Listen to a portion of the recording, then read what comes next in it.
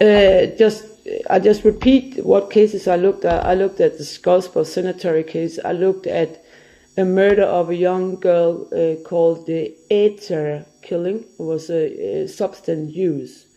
And I looked at Arlene Arkansas from Ireland that might be replacing another person in the case, right? I looked at Daniel Bartner, which I think I've seen a picture of.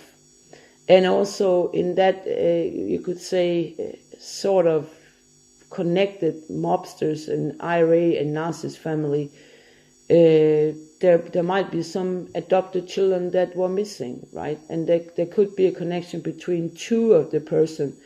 A so-called deceased brother to the main suspect.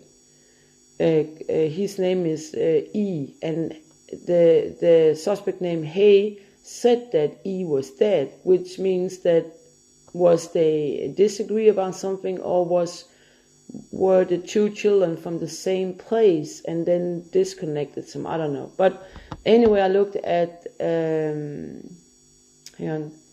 Heidi Jepsen case, because I think I've seen her in the same environment.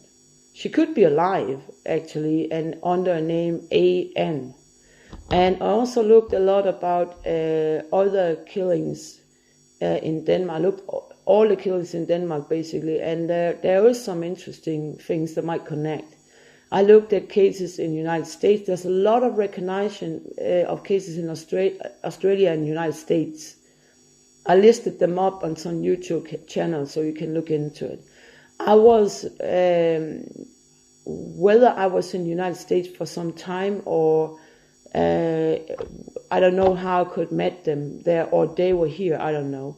Also because some of the crime documentary is maybe from Denmark, but the language is English, and they are using different pictures. So you can sometimes watch a documentary crime, and there's like pictures from United States, but the case is Danish. And I don't know really why they're doing this, because it's just confusing.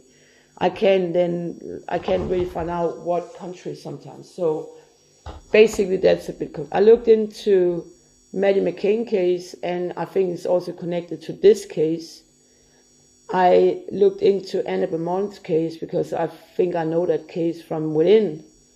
And I looked about other cases, and there's some connected. And I think the photographer or the photographers, some of them might have been also interested in satanic cultism, and that probably only covers, could be like a cover for pedophilia.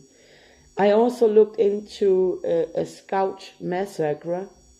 I looked into other disappearings in woodland and so on, because some of these people are traveling in nature. And I looked into, of course, terrorism and so on. So basically, now you have some data. I think that one of these pictures, I found some pictures, black, white, indicating that there was crime before too. There's some other photos that the police have them now, and they're supposed to look into it. Another thing is that I think that the woman I sometimes call, first surname R, there might be a mix-up of her name. There is a name with R-O, right?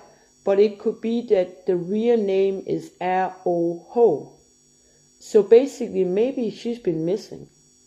She could be from another house, but just sort of planted into it. I think that they are able to sort of plant people into a total new environment by just, knocking them down, because the psychic violence is so heavy, and sometimes they knock people out, drugs or violation.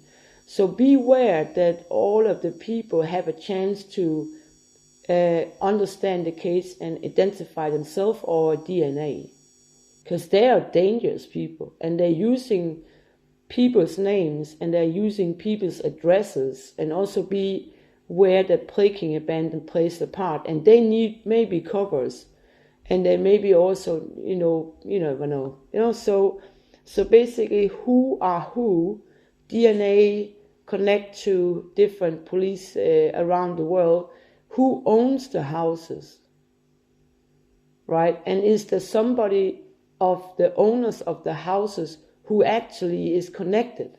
Can you connect them by calling them and say hello and talk to them in person? Because the telephone mobile fraud is big.